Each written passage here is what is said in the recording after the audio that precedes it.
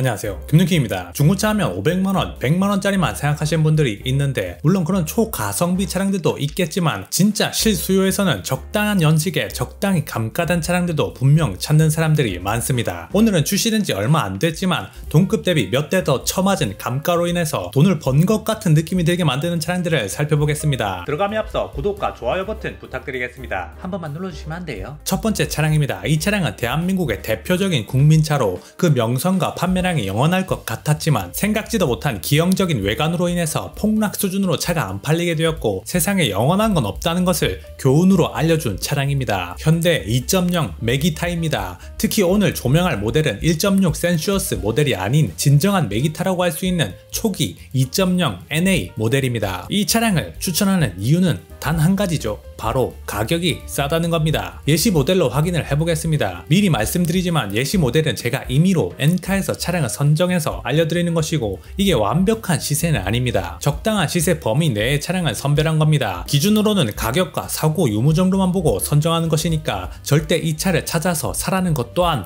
아님을 알려드립니다. 그렇다면 본론으로 돌아가서 2.0 메기타 예시 모델 2019년식 7만 킬로 정도 운행한 무사고 차량입니다. 인스퍼레이션 등급은 2.0 메기타 최고 풀옵션이며 파노라마 썬루프 정도가 빠진 것으로 보입니다. 신차값으로는 3,446만원이었지만 2024년 현재 1,276만원이 감가된 2,170만원 정도의 구매가 가능한 시세가 형성되어 있습니다. 1.6 터보 모델의 비슷한 매물과 비교했을 때는 대략적으로 200만원에서 300만원 정도의 가격 차이가 나고 있습니다. 결국엔 얼굴 못생긴 놈이 불쌍하게도 몸값도 떨어진 경우라고 할 수 있겠네요. 그래도 그렇다고 해서 이 차량이 장점이 전혀 없는 것은 또 아닙니다. 이 차량은 2.0 MPI 엔진이라는 점이 장점으로 작용할 수도 있습니다. 엔진의 효율성과 성능은 1.6 GDI 터보 모델이 당연히 월등히 좋습니다. 2.0은 배기량에 따른 세금도 더 내고 성능은 오히려 더 떨어지죠. 그러나 2.0 MPI 엔진의 가장 강력한 장점은 오랫동안 사골 국물처럼 끓여온 녀석이기 때문에 내구성도 높고 정비도 좀 더 용이하다는 데 있습니다. 한마디로 구닥다리라서 고장날 일이 별로 없다는 거죠. 이게 중고차를 구매할 때 나름 매력적인 포인트로 작용할 수가 있는데, 전차주가 2.0 NA 엔진을 아무리 조지면서 타봤자 그렇게 잘 나가지도 않을 뿐더러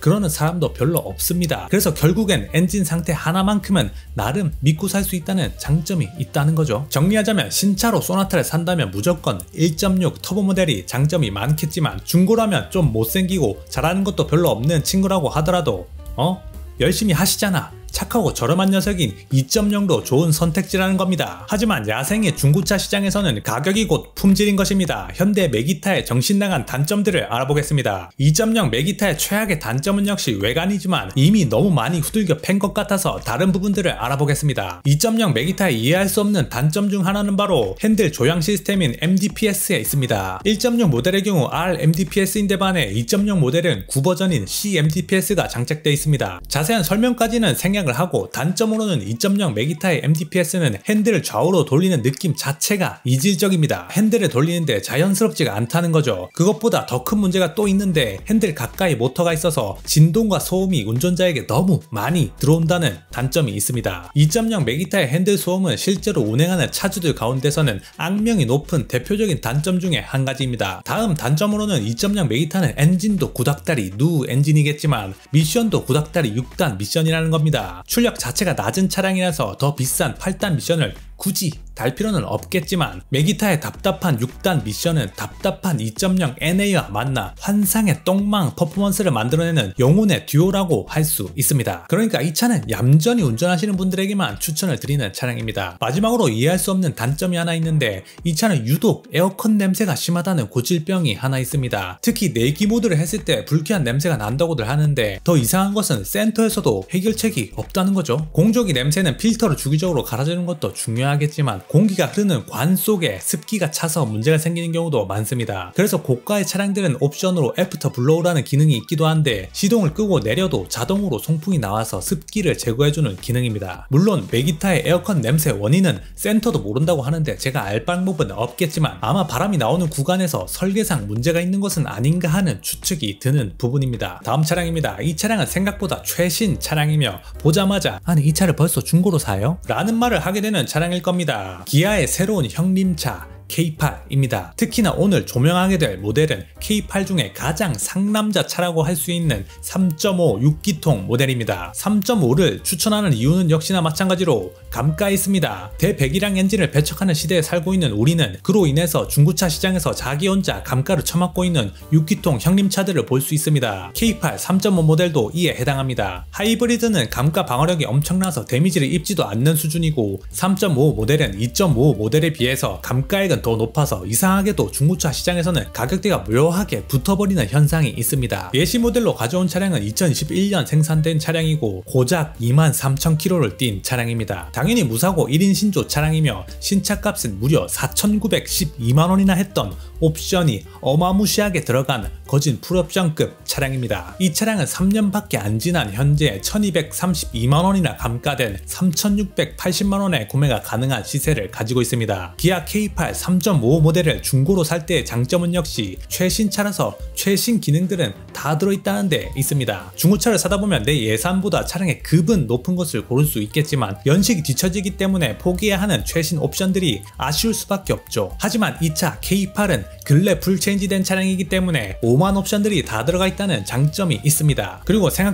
생각보다는 가격은 쌉니다. 물론 3,680만원이 싼 가격이라는 건 아니지만 6기통의 최신차라는 부분에서는 저렴하다고 느낄 수 있는 소비자들은 분명히 있을 겁니다. 심지어 옵션 중에는 전자제어 서스펜션도 포함되어 있으며 구매자들이 절대 후회하지 않는 최고의 옵션 1번으로 꼽히는 녀석입니다. 반자율주행 옵션도 당연히 현대의 최신 HDA2가 탑재되어 있습니다. 그냥 지금 나오는 차라고 보면 됩니다. 그런데 가격은 벌써 1000만원이나 떨어졌다? 개꿀이 아닐 수 없죠. 주변에 자동차를 좀 좋아하는 친구를 뒀다면 6기통 노래를 부르는 친구들이 있을 텐데 괜히 벤츠 BM에서 감당 안 되는 비싼 6기통 차량들을 사는 것보다는 가성비 극강의 K8 6기통을 추천드리는 바입니다. 하지만 야생의 중고차 시장에서는 가격이 곧 품질인 것입니다. 기아 K8 3.5의 정신나간 단점들을 알아보겠습니다. K8 3.5 모델의 최악의 단점은 아이러니하게도 가장 장점으로 여겨졌던 3.5 6기통 엔진에 있습니다. 6기통 엔진이야 상상하기로는 당연히 정숙하고 넉넉한 배기량에 묵직하고 웅장하다는 것을 생각하겠지만 이 6기통 엔진은 놀랍게도 약간의 소음 문제가 있습니다. 엔진 배치로 인한 소음이라고 알려져 있습니다. 2.5 엔진이야 소음이 조금 나더라도 에이 4기통 엔진은 터보까지 달려있는데 태생적한 게 아니에요? 라고 애써 위안 삼고 넘어갈 수는 있겠지만 이게 6기통이라고 하면 말이 달라집니다. 대배기량 엔진이 적대시되고 있는 요즘에는 6기통을 구매하는 소비자들은 4기통을 구매하는 소비자들보다 차에 관심이 더 많을 겁니다. 나름대로의 기준으로 기대를 하고 구매를 하게 될 텐데 6기통 엔진에 기대하지 않았던 소음이 있다는 것만으로도 그 아쉬움이 크고 실망을 하게 되는 겁니다. 심지어 터보도 안 달려있는 NA 엔진인데 말이죠. 그것 이외에 크게 언급할 만한 단점은 없으며 자잘한 단점으로는 배기량으로 인해서 1년에 90만원에 달하는 세금이 발생할 수 있습니다. 2열의 경우 패밀리카이지만 쿠페형 라인A에서 머리 공간을 좀 먹어서 헤드라인이 약간 부족하다는 단점이 있습니다. 우리 가족이 멀대같이 키가 큰 장신 가족이라면 K8보다는 그랜저가 더욱 나은 선택지일 겁니다. 마지막 차량입니다. 솔직히 이 차는 비운의 차량입니다. 슬픈 영화의 주인공처럼 한땐 잘 나갔지만 몇 가지 잘못으로 인해서 전 국민에게 몰매를 맞게 되었고 한순간에 병신 자동차가 된 차량입니다. 그렇습니다. 오늘의 주인공 더 뉴 SM6입니다. 잠시 차량의 이름을 듣고 뒤로 가기를 누르시려는 분들은 제 얘기를 조금만 더 들어주시기 바랍니다. 이 친구는 잘못한 점은 많은 친구이지만 그래도 자숙의 시간이 길었고 이제는 변명의 기회도 줘야 할 타이밍이 왔기 때문에 그리고 가장 큰 이유인 감가를 두들겨 맞은 아이이기 때문에 오늘의 주인공입니다. 특히 더 뉴 SM6 1.8 프리미에르입니다. 거진 풀옵션이라고 보면 됩니다. 예시 모델로 가져온 차량은 2021년식에 5만 킬로를 주행한 차량입니다. 신차값은 무려 3,577만원, 현재 중고가로는 1,181만원이나 싸진 2,390만원에 구매가 가능한 차량입니다. 더 뉴 SM6는 이전 버전에서 특히나 집단 구타를 당했던 승차감 개선을 위해서 2,300억원 가량의 막대한 투자를 감행했고 바로 이 차량을 만들어냈습니다. 전작과 비교를 한다면 확실히 더 나아진 승차감은 특히 2열에서 더욱 크게 개선이 되었으며 요철에서 덜컹거리거나 떨림이 느껴지는 것을 상당 수준 커버했다고 합니다. 승차감뿐만 아니라 실내의 최고 단점으로 꼽히는 인포테인먼트 시스템의 반응 속도가 개선됐으며 실내 공조장치 버튼이 마침내 물리 버튼으로 대체돼서 답답한 SM6 차주들의 마음을 뻥 뚫어버리는 최고의 변화로 손꼽힙니다. 그리고 더 뉴 SM6의 최고이자 마지막 장점은 역시 얼굴이 잘생겼지 않습니까? 장점 끝입니다. 하지만 야생의 중고차 시장에서는 가격이 곧 품질인 것입니다. 더 뉴 SM6의 정신나간 단점들을 알아보겠습니다. 아니 좀 전에 제가 더 뉴 SM6 승차감이 좋다고 그랬나요? 그건 엄연히 그 전작, 그러니까 과거의 나와 비교했을 때 이야기입니다. 더 뉴 SM6는 여전히 멀티링크가 아닌 토션빔을 사용하고 있습니다. 물론 조정에 있어서 심혈을 기울인 건지 나름 괜찮아진 승차감을 가지게 되었지만 중요한 건 멀티링크인 소나타와 K5에 비해서는 여전히 떨어지는 승차감이라는 거죠. 이제는 현기와 비교 불가 상품성이 되었습니다. 물론 안 좋은 쪽으로 말이죠. 듀얼 클러치 미션도 여전합니다. 가다서다가 많을 수밖에 없는 한국 도로 사정상